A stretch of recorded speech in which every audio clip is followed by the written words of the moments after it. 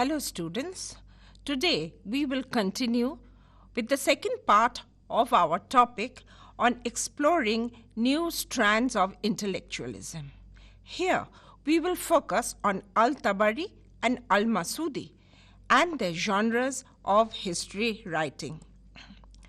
Now, to continue with our discussion on early Islamic historiography, we may say that it was in the Umayyad period that sacred history was formally recognized in the works of Al-Zubair and his disciple Al-Zuri. Both were experts in law.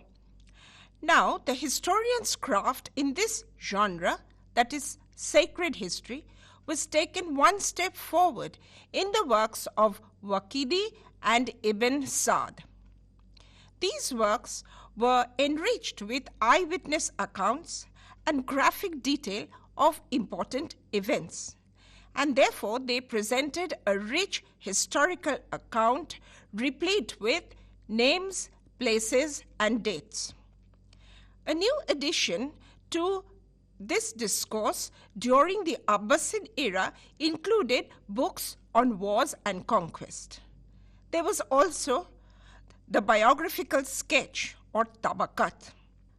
Another genre was universal history, which was compiled during this period and reflected events in the Islamic world.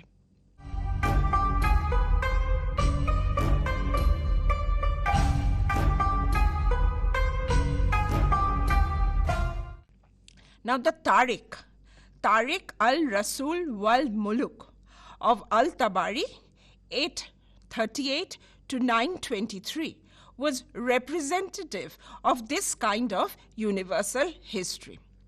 Now, Al-Tabari's most important works were History of Prophets and Kings and the Quranic commentary.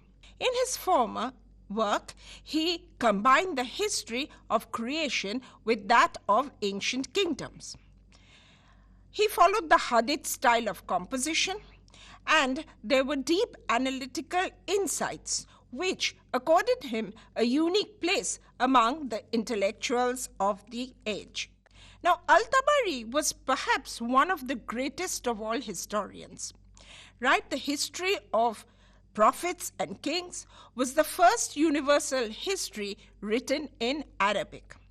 It was immense in range and conception, and this monumental work dealt with the history of the ancient nations, the prophets, the rise of Islam, and the history of the Islamic world till 915 CE.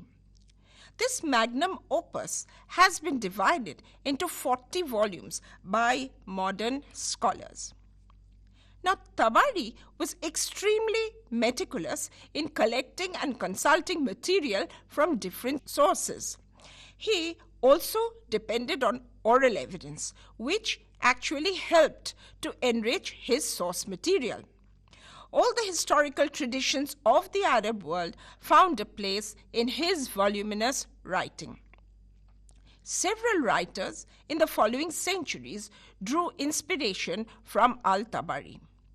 Ibn al-Arir, who wrote about the huge impact of the invasions of Genghis Khan, drew inspiration from Al-Tabari's concept of universal history. His commentary on the Holy Quran added to Al-Tabari's fame.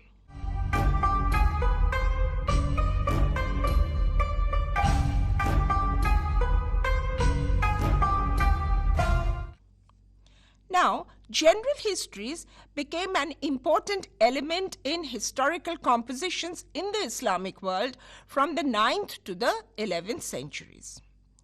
Al-Akubi's Tariq, Al-Dinawari's Akbar al-Tilwal, and Al-Tabari's Tariq al-Rasul wal-Mulk were the epitome of general histories of the period.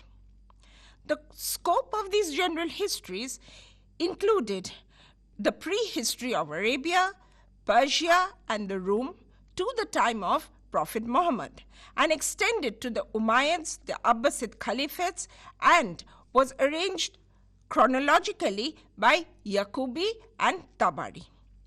Dinawari, however, arranged his material according to groups of events or akhbar.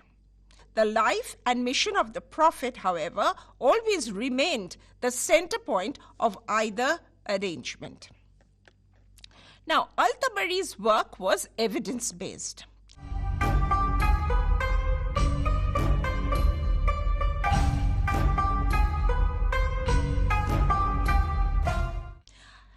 Al-Tabari was very particular in using his rich experience in his scholarly pursuits. He made meticulous use of a wide range of evidence and adopted a critical approach according to the criteria of the time. Al-Tabari's methodology depended on the traditional isnad, or chains of transmitters for his reports, within the traditional framework of adab writing. He placed together and considered different testimony about the same incident before coming to a conclusion. He was always conscious of the unity and continuity of the historical experience of the Muslim community or Ummah.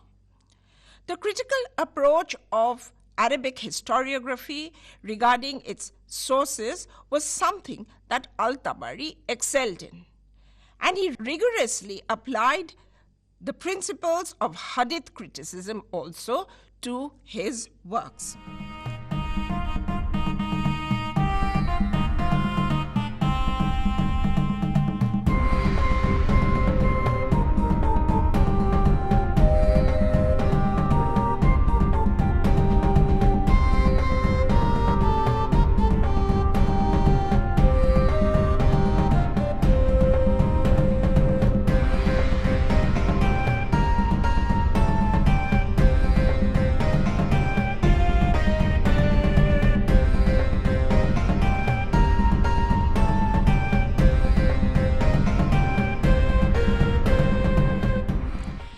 Meticulousness, however, is often absent in later creations, especially in the early Sultanate era.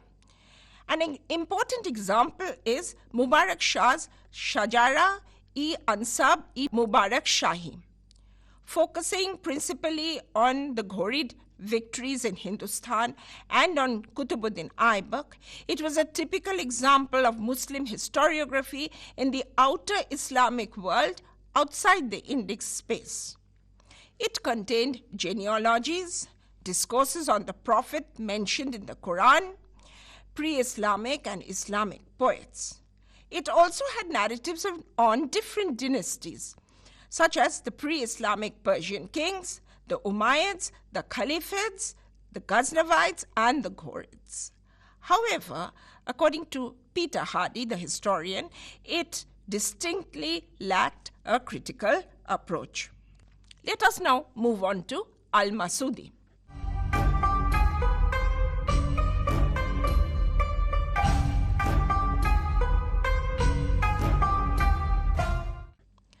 Al-Masudi was regarded as the Herodotus of the Arabs, right? He wrote in the 10th century, and he definitely was an all-time great. His Muruj al-Zahab was encyclopedic in scope and indicated his expanse of vision and sense of history. Al-Masudi was a native of Baghdad and a traveler with a passionate quest for information. His wanderings encompassed the Islamic world and contributed to his expansive worldview. Needless to say, he was a prolific writer and had composed innumerable works prior to his death. He was well versed in the philosophies of Plato, Aristotle, the works of Ptolemy, as well as in the entire gamut of Persian literature in its Arab version. He himself composed epical literature, which stands out as the finest example of Arabic intellectuality. Now, his primary surviving work, as I've already mentioned, was Muruj al-Zahab, a wide-ranging and all-encompassing literary creation. In the backdrop of a historico-geographical framework, it detailed the physical features of different lands, customs, and religious practices of multiple people and countries. The concept of scientific history lay at the center of Masudi's writing. Al-Tanbih wal-Ishraf is another of his works that has survived the ravages of time. Now, let us look at Al-Masudi's methodology, and here I will highlight the concept of hikmah.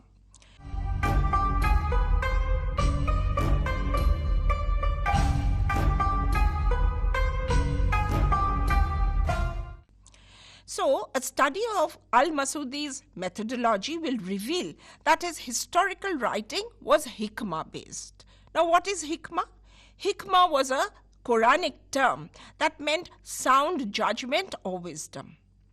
The rational sciences, as distinct from scholarship that emanated from the Quran or the Hadith, were prone to emphasize the qualities of wisdom and judgment in the practice of knowledge in their different fields. It was from the 9th century that the divide between Shara and Hikmah, that is, revealed knowledge and rational knowledge, gradually became prominent. The natural sciences, especially mathematics, astronomy, medicine, as well as the philosophical sciences, were special areas that applied judgment and wisdom as encapsulated in hikmah. Historians, too, were inspired by the rationality of hikmah and its theoretical suppositions. This helped provide in-depth insights into historical knowledge. Khalidi writes, the historian Tarif Khalidi writes, that hikmah-inspired historical writing was best reflected in the work of Al-Masudi, whose primary concern was the theory and practice of history. Now there is another concept called Baath.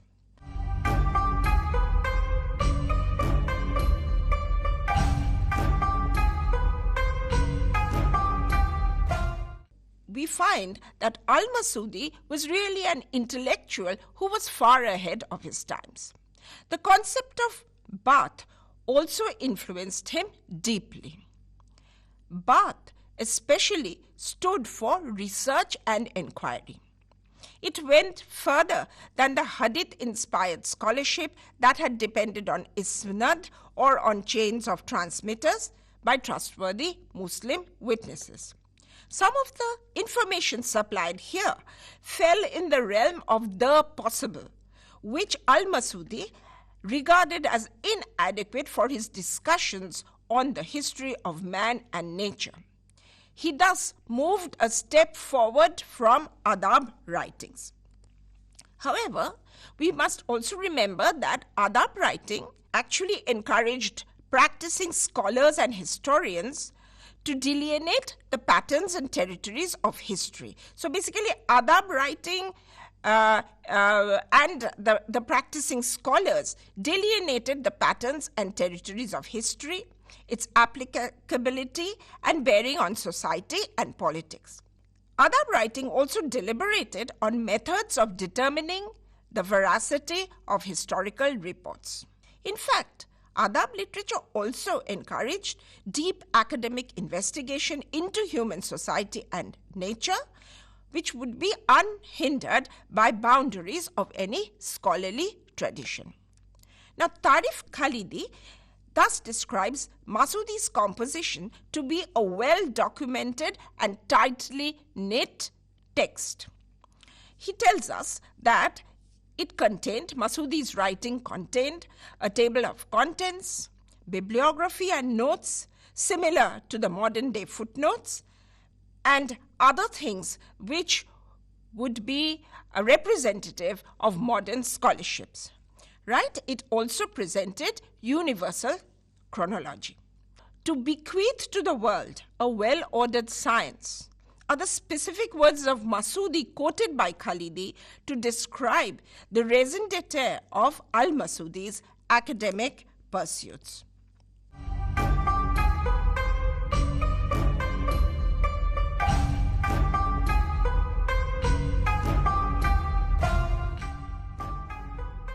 Al-Masudi was one of the first to recognize the importance of history, that history had an overriding importance. That was the idea that Al-Masudi projected to the world. And in fact, history did not rank very high in the Aristotelian scheme of things. So Al-Masudi passionately devoted himself to the investigative, experiential method. To him, history was the origin of all experiences, the foundation of all sciences, and of all wisdom.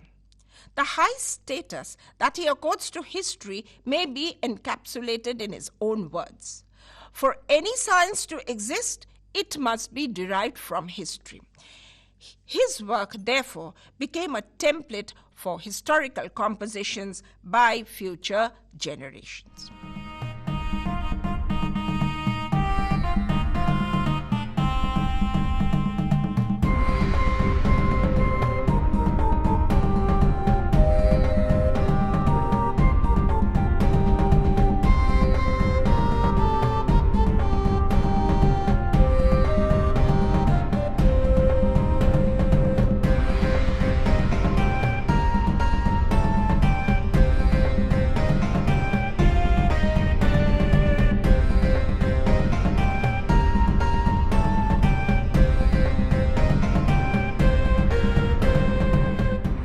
Now we will move on to the styles of historical composition in the medieval Islamic world.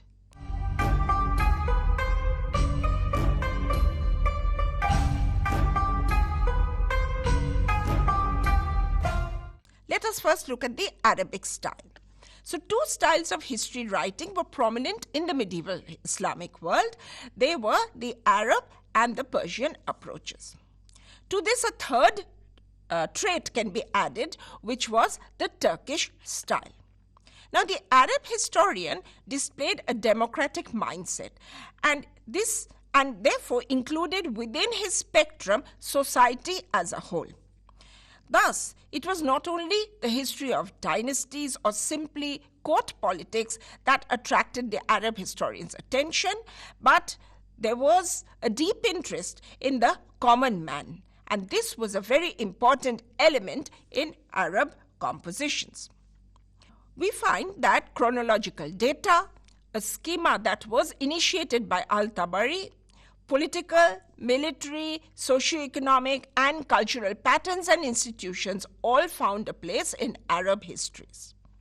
Taken together, the works of Al-Tabari and Al-Masudi, which were infused with an all-encompassing vision of politics, literature, society, and culture, represented the high point of Arabic historical compositions. Let us look at the second genre or second style, that is the Persian style. Persian historiography, on the other hand, had a niche approach. Essentially, Persians wrote biographies of kings and court histories. The institution of monarchy was of utmost importance to them, thereby severely limiting the scope of historical analysis. So, this historical analysis remained partial to the aristocracy and revealed a disregard for the masses. Their veneration of kingship and kingly office was underscored by the meticulous dedication of all their writings to rulers and nobles. However, Persian historiography or Persian style was excelled in exquisite prose, lyrical, and literary quality. And therefore, we find that the impact of the Persian Renaissance on this trend of writing was very deep and definitive. It removed, Persian historical styles actually removed barriers between history and romance and encouraged the depiction of intricately woven tales in the form of the historical epic. Firdausi's Shahnama, with its beautifully crafted language that had been nurtured with great care by the Samanids, was the perfect embodiment of the Persian style. These accomplishments were lacking in Arab history. Now, between the 13th and mid 15th centuries, Persian historical works composed in India were in tune with the genres already prevalent in the outside Islamic world before the Ghaurian conquest and settlement.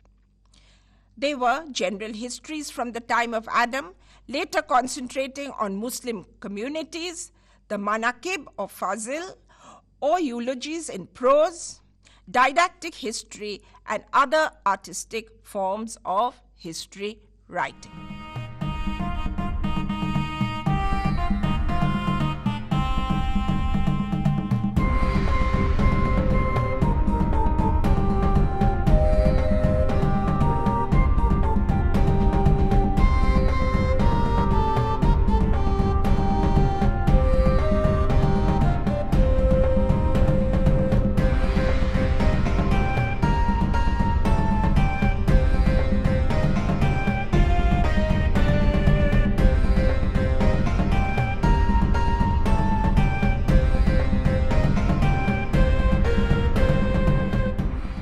The third genre was Turkish history writing, which I've just mentioned.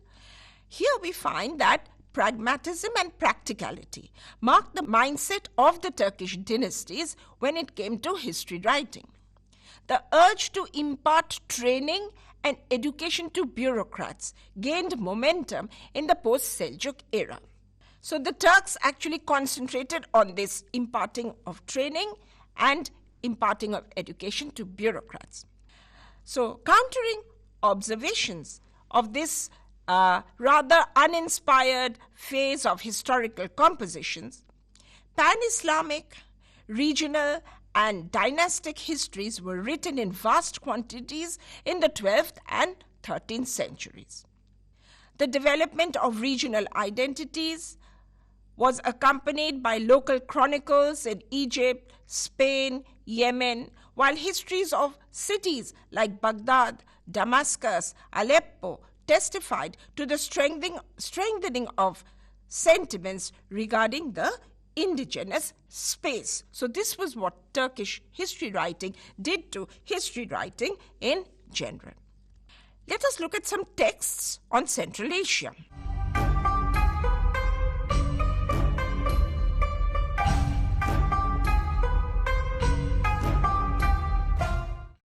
Now, a number of texts dealing with events in Central Asia provide relevant background information to medieval Indian history. We find texts like Tariq-i-Jahan Gusha-i-Jawanin by Ata Malik Jiwani of the 13th century. This was, however, more relevant to Central Asia than to India. The Tariq-i-Guzida by Qazvini of the 14th century, the Tariq-i-Jamini by Utbi, and Tariq-i-Baihaqi by Abdul Haq Baihaqi. This was in the 11th century. So these texts actually variously relate episodes of historical importance in Central Asia. Baihaqi actually talks about the reign of Masud of Ghazni. Now, in general, these discourses relate to Ghaznavid, Shanshabani, the Ghuri dynasties, and to Mahmud of Ghazni's achievements in particular. In fact, Qazvini wrote about the Ghuri dynasty, while Mahmud of Ghazni's achievements have been highlighted by Utbi. So we may conclude by saying that the unfolding of the story of Indo-Muslim historiography demands reference to the great intellectuals of the Islamic world who preceded them. Overall, Islamic intellectual traditions had a deep impact in India. The beginnings could be perceived in early medieval India and reached a high point in the medieval era of Indian history. Thank you.